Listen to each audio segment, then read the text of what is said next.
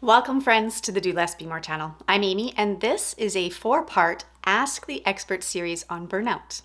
I've got an incredible network and community of inspiring teachers, healers, coaches, and practitioners who come with a wealth of knowledge and experience. And so I wanted to bring some of these inspiring humans into conversation with me around burnout.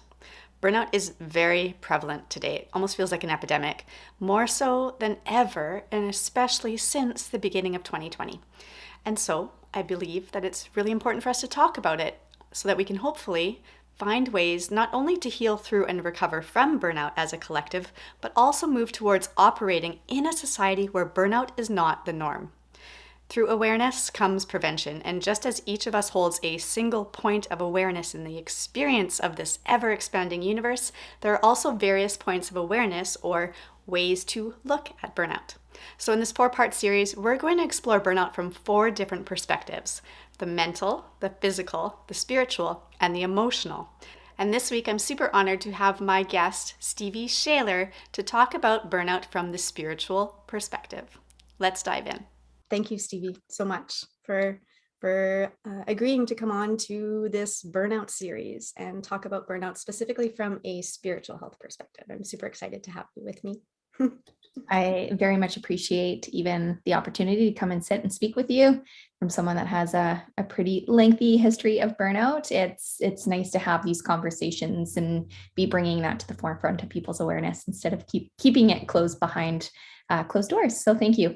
Yeah, absolutely. There's as more and more people are coming out of these past couple of years, the conversation around burnout is becoming more prevalent.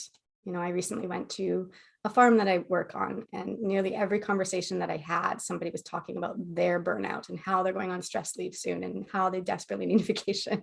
And so it needs to be talked about. So the relatability is really important. Absolutely. So it would be a great starting off point, I think, if you could just give us a little bit of an introduction into who you are, what you're passionate about, and the work that you do. For sure. My name is Stevie Shayler, and I'm passionate about all things spiritual and holistic wellness. I have had an intimate relationship with my higher self and with my spirit team since around the age of 5. And since then, I've been really working towards guiding others to connect with their intuition and to cultivate more autonomy in their lives by truly going within to seek the guidance instead of externalizing. By trade, I'm a kinesiologist and a holistic health coach with quite a few other certifications under my belt. But what's most important is that I just find a way of blending all of my passions together to create a really all-encompassing approach to supporting the total human experience, body, mind, and spirit, which is why I absolutely love the little series that you're putting together, Amy. The burnout isn't just one aspect of who we are, right? It's our emotional, our mental, our physical, and our spiritual selves. So being able to come at it from your point of view and your education and your training, and especially from the spiritual side, is unique, and I think will be very valuable to the people that are watching this. What about your own personal burnout experience? Tell us about your burnout story. Well, that's a loaded question, Amy. Where do we start with that? I'll try and simplify things though, but unfortunately, but fortunately at the same time, I've experienced burnout quite a few times along my journey. And what's important is that I've learned something new each time. So I try to look at each burnout as an opportunity to reflect and to connect. And there's always wisdom and medicine in those experiences. Although I've also realized that there's a lot I can do to shift and to also prevent burnout from happening. So my first massive burnout occurred while I was in college and I was a student athlete. At that time, I was lacking life balance. And as a result, my body reacted very negatively to the experience. Mm-hmm. And then secondly, I then later on in life had shifted into my spiritual wellness business. And I was struggling hard with boundaries and struggling really hard to say no to, especially to people that were struggling and really needing a lifeline. Mm-hmm. And unfortunately, I became that lifeline, which is never a good thing.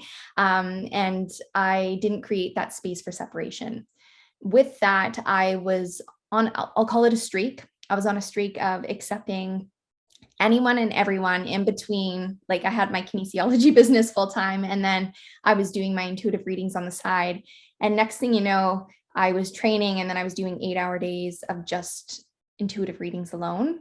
Mm. And I was really needing to shift things and to take a break. But again, the people that were coming through were requesting my services in a really timely fashion. And I just kept plugging people in wherever I could find a free moment. And I had gotten to the point where I finished an 8-hour workday of reading, and I didn't take a single break. I didn't eat a single thing. And when the last person left, I literally crawled on my hands and knees into my house.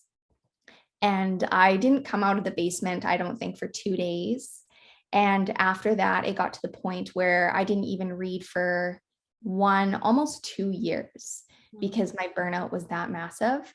So it really took that practice away from me until I was willing to put that time and energy into caring for myself and really understanding boundaries that could be implemented later. So with that being said, I also don't have the tolerance that I used to have for long work days in this field. And every single time that I resist, my body lets me know right away.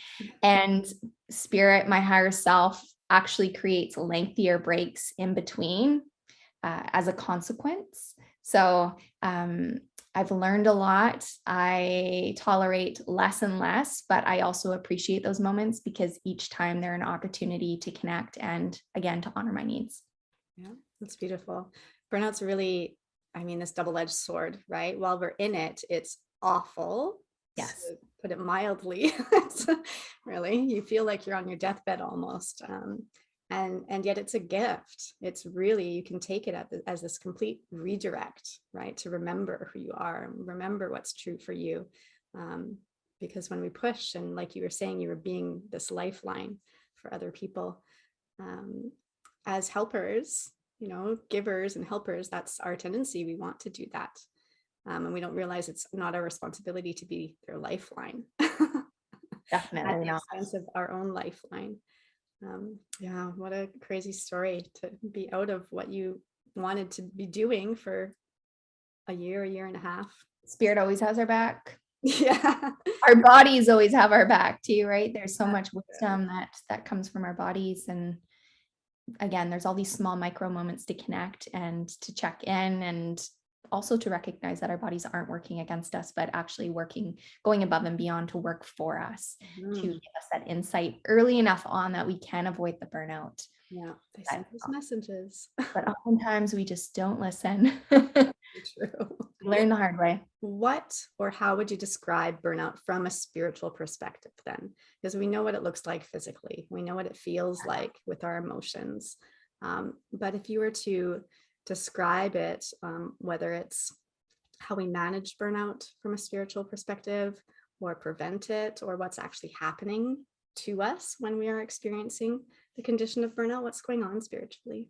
Well, we all come in with an internal compass, and that's our intuition. We're constantly, again, or the body is working with the spiritual vessels. So everything is an integration.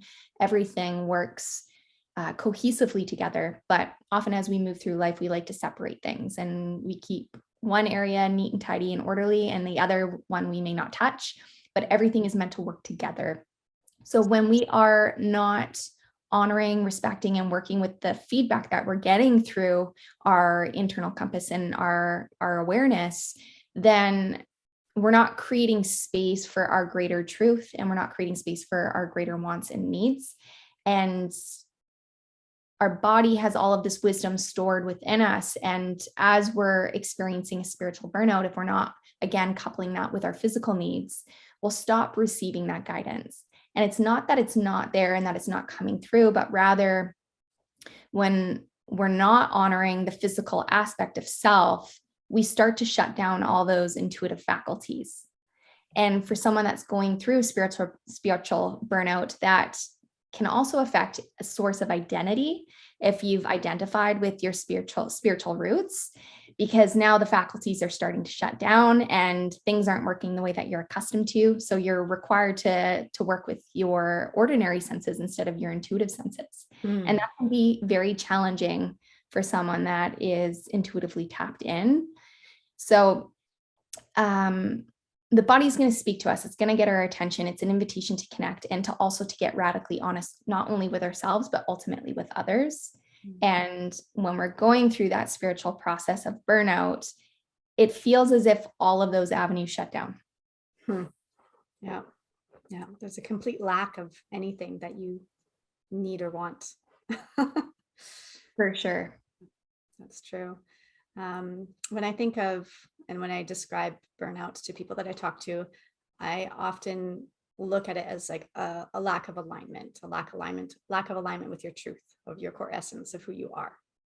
When we're completely separate from that, whether it's something that we've completely grown out of, but we're trying to force ourselves back into, the job that we've been working at for 15 years, or the relationship, or whatever it is, a mindset, or it be a belief, or a belief or a train of thought that is no longer serving us, that disconnect from our truth is what causes the burnout.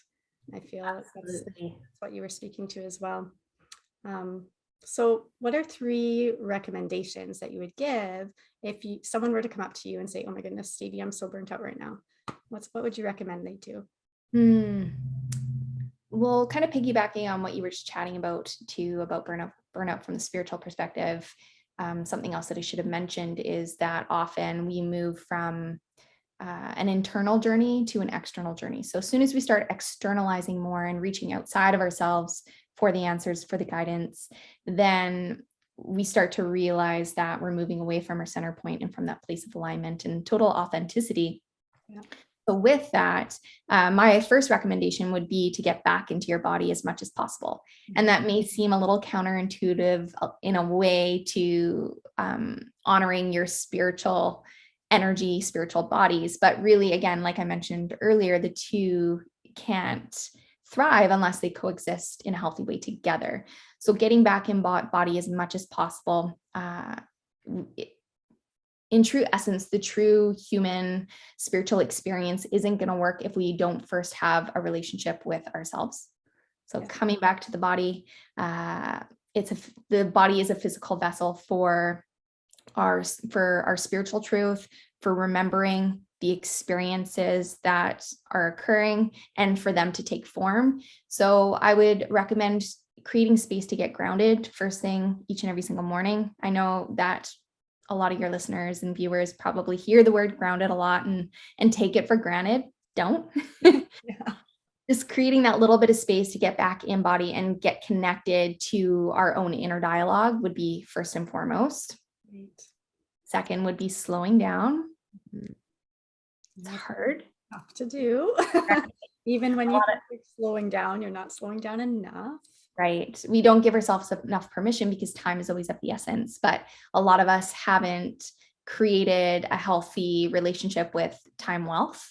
So that can throw us off. But I would say slow down and do your best to surrender to divine timing and order. If something is not happening right away, there's probably a reason behind that, especially if you feel as if you've been doing everything possible to make something happen. Sometimes we just got to sit back and let those go and flourish when the timing is right. I think that's a pivotal piece.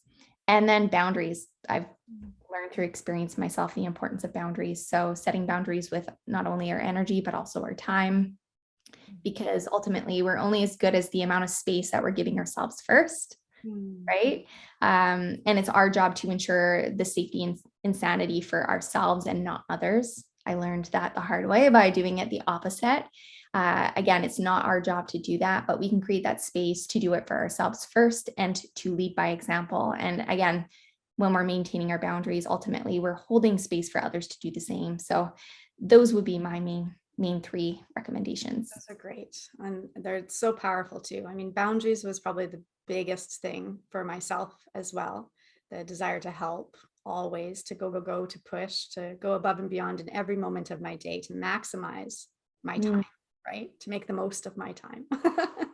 Right. Not being able to know even when I could say no, not giving myself permission to say no. So really like establishing those boundaries of self first, and then learning to communicate those boundaries to other people in a way that will serve you and them and the relationship and the job and the project and the work. Yeah, those are great recommendations. Love the grounding as well, and connecting with your body. Like you said, it's all intertwined. And if we All are out of balance in one area, we will be out of balance in the other. And so we've got to listen to our bodies. They are the messengers in this experience for us. So They are the truest messenger. So even when we're on a spiritual journey, yes, we are looking to connect with our higher selves and spirit, our spirit team, maybe different energies, archangels, maybe you're playing with some of the galactic energies as well. But it all comes down to the physical vessel. So how you're choosing to take care of the body and anchor in is going to be indicative of the health of your spiritual practice ultimately. and if people want to get in touch with you, how do they do that? Yeah. So I'm no longer on the traditional social media platforms and I'm loving it. Sorry, not sorry.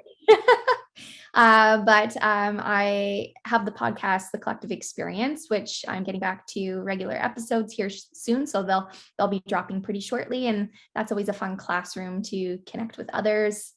Other than that, the main thing right now is Stacy Barkley and we have created a container of the Soulscription, which is just monthly lessons and master classes, live events, opportunities to connect. So those are where I hang out the most these days, ultimately. And I have a newsletter. So if you want to stay connected through the newsletter, then you can head over to my website too. I'm glad to hear you're getting some more episodes out in the podcast soon. Yay. Very excited about it. Thank you so much, Stevie. This was a pleasure. I'm happy to connect with you again and to have a conversation about burnout, because it's just such an important topic to be discussing right now. And to get your perspective from the spiritual standpoint was amazing. Thank you. Well, thank you so much. It's been a pleasure.